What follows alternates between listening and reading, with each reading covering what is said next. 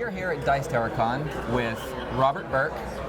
He is here demoing Operation F.A.U.S.T, a game that is by Robert Burke Games in conjunction with Grey Fox. So I know we talked to you a little bit about this last year while it was still kind of in development. Yep. So give us a kind of quick rundown of what sort of game this is. All right.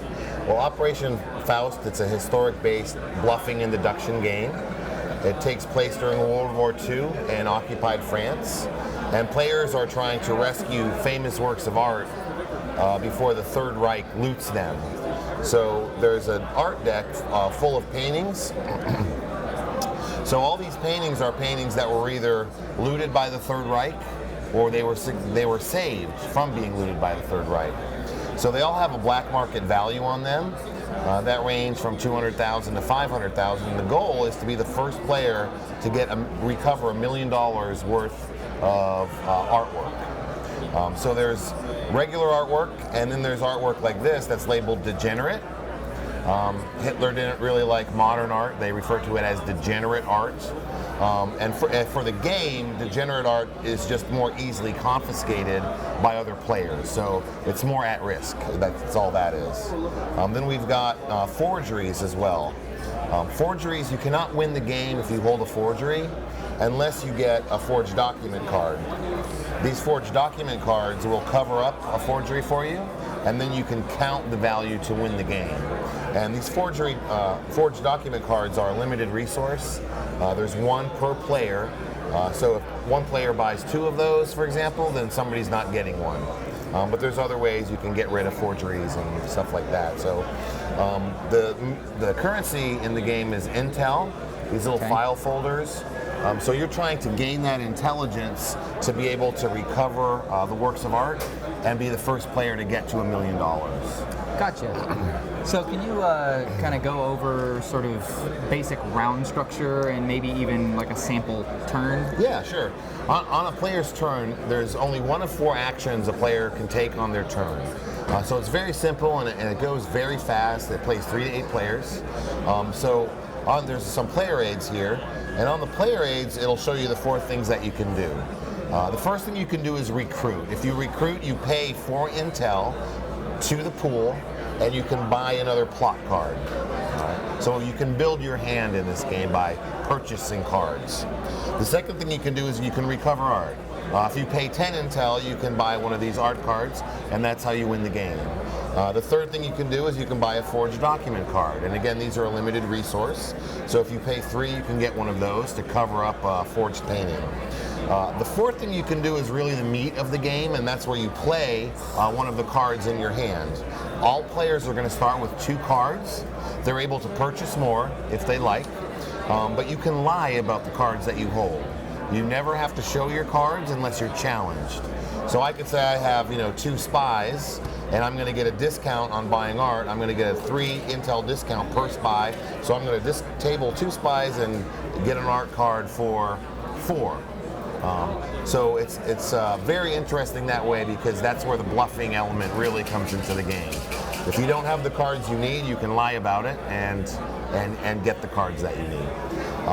The risk reward really changes in the game, which is interesting too, because you can't even make a challenge unless you have at least 2 intel. And players are more willing to challenge if they have a low amount of intel as opposed to a lot of intel. If you have a lot of intel, you're more at risk, because if you lose a challenge, you're going to have to pay half your intel rounded up. So you really got to pay attention to how much intel the players have, and that helps you judge how likely they are to challenge you.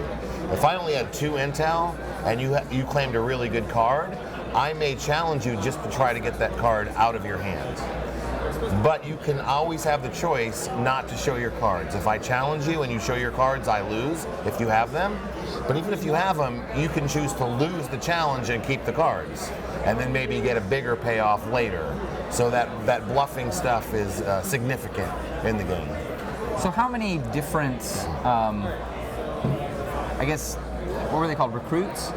The plot cards. The plot cards. Yeah. How many different plot cards are there? And what's the kind of distribution of them? Is it even? No, it's not even. Okay. There's 5 different plot cards, but each plot card has 2 abilities that you can use. Gotcha. There's a hand ability and there's a table ability. The hand ability is shown by this little hand icon on the top, and the table ability has this down arrow. So when you have your cards in your hand, if you choose to use the hand ability, it just means that you can keep that card in your hand. Gotcha. So if nobody challenges me, I can keep using that ability over and over and over every turn.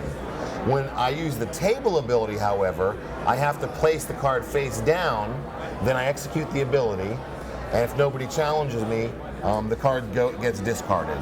It's gonna, basically the table ability means you're getting rid of the card no matter what for a more powerful effect. Okay. Is what it is. Does the deck get reshuffled? Yes. When the deck runs out, you reshuffle the discard pile, and then all those cards you know went into the discard pile are reshuffled. Gotcha. However, when people table a card, if it's not challenged, nobody but the person who played it knows what it is. You think you know what it is because they said what it was, but they could have been lying.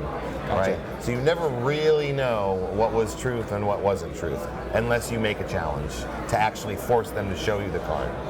But you can see here, there's the distribution is right on the player aid. There's 11 French resistance, 6 spies, 4 art dealers, 3 double agents, and 2 ally cards.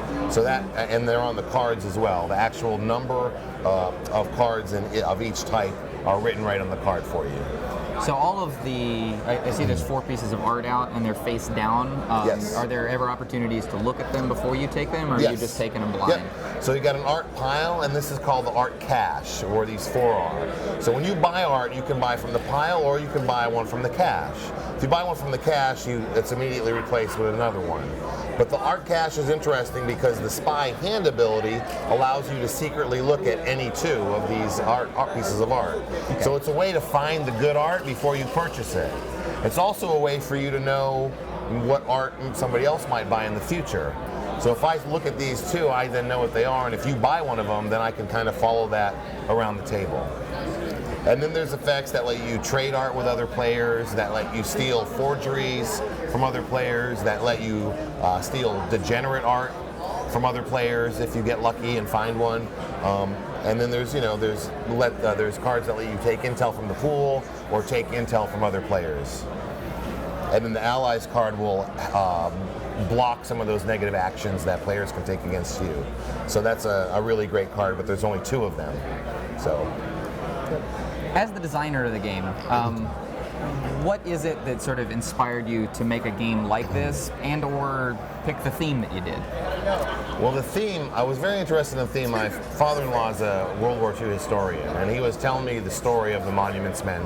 This is before the movie was out. There's a movie out that came out with George Clooney, but he was telling me this about that, and that really got me interested in the theme. So I started reading about the theme, and that was really the inspiration for the theme itself. I really had been wanting to do a bluffing game for a while because I'm a huge fan of bluffing games. I love games like Skull or Skull and Roses, Cockroach Poker, Coup, games like that. I love them. They're quick and they're fun, and my game group tends to play those a lot. So I wanted to create a game that was a bluffing game like that, but had no player elimination. And I also wanted to bring real theme into a bluffing game, because usually the theme is not really strong in those quick little bluffing games. Yeah, so, very abstract. Yeah. So I really wanted to make a game that where the bluffing really was connected to the theme in some way. And that's what I think we've done with Operation F.A.U.S.T. You said this plays 3 to 8 players. Yes. How quick does this play? It plays in about half an hour. If the players are new, or if you get 7 or 8 players, it might go to 40 minutes, but it's usually about a 30-minute game. Do you feel like it plays the same from 3 to 8? Because that's a pretty big range. Yeah, I think it does. I think 5 and 6 is probably the sweet spot. 7 and 8, if some of the players are new, it can go a little bit longer than that. Okay. However, for 7 and 8 players, your goal is a little bit less. You have to get 900,000 instead of $1 million. But the interaction, it depends on the group because there's a lot of interaction in the game. So depending on how much players are, messing with each other and jazzing and getting off track, it can change the game because it's such a social, interactive game. It really can change a lot depending on the group. But once players know, each turn goes very, very fast. I'm taking 3 intel with my, art dealer. Next person goes. I'm taking 2 intel with my French resistance. Next player goes. I'm looking at 2 cards in the art pile with my spy. Next player goes. So once players know what can be done and don't have to refer to their sheet, it really goes quickly. Gotcha. Yeah.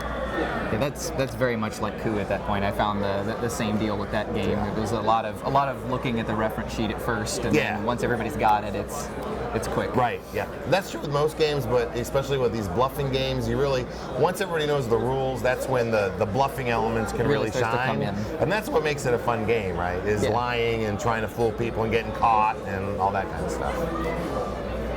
If I wanted to get a copy of this game, when can I do that? Well, it's on the boat right now from overseas, so it should be here in 30 days or so. Then we've got to ship out to all our Kickstarter backers. Okay. You can pre-order the game now at Cool Stuff Inc. on their website, but it'll be 30 to 40 days before it's into distribution, and it'll be available at your local friendly game store. Gotcha. And what is the price point for this? Wow, I don't know. We have to talk to Shane about that. I don't know. I think it's going to be $24.99. I think. Okay. Retail, I'm pretty sure. Yeah. All right. Well, thanks for your time. That's all I got. Thank you very much.